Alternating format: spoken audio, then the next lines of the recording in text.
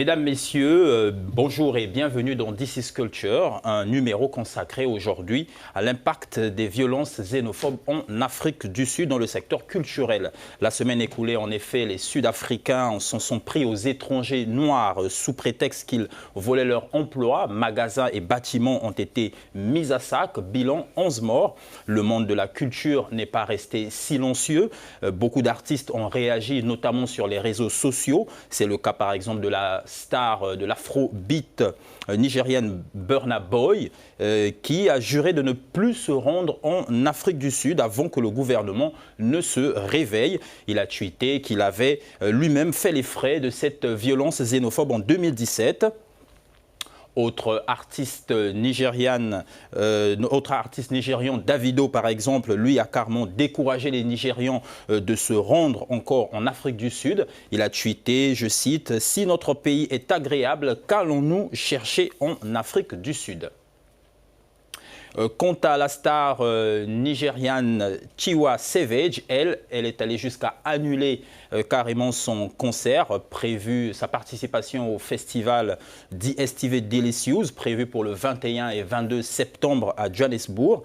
Je refuse de regarder le massacre barbare de mon peuple en Afrique du Sud. Pour cette raison, je ne participerai pas au festival Delicious DSTV le 21 septembre. Mes prières vont à toutes les victimes et à toutes les familles touchées par ces événements, a-t-elle écrit.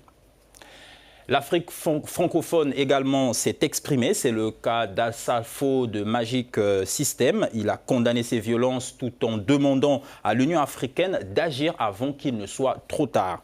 Même sentiment de peur au sein de la communauté des artistes étrangers vivant en Afrique du Sud. À ce sujet, nous avons joint par téléphone le Congolais Omarion Madou alias El Mikama, artiste, chanteur et créateur d'une marque de vêtements dénommée LM Fresh.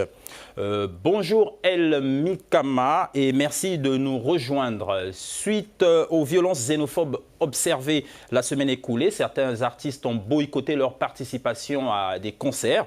Quelles conséquences cela pourrait-elle avoir dans le milieu culturel? Je pense qu'en tant qu'artiste, cela pourrait amener une chute agressive culturelle considérable. Les artistes feront une pause pour tout ce qu'ils ont en entreprendre.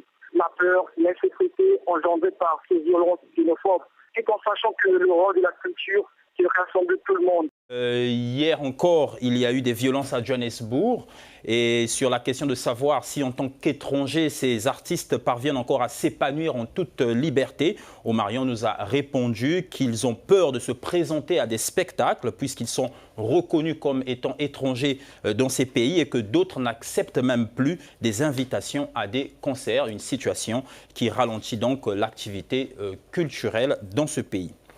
Il n'y a pas que les chanteurs qui se sont exprimés sur les réseaux sociaux, il y a aussi les peintres, à l'instar de Boubou Nyong, alias Boubou Design, un artiste peintre sénégalais qui fait sensation sur les réseaux sociaux. Il a coutume de peindre à l'envers, c'est sa spécialité.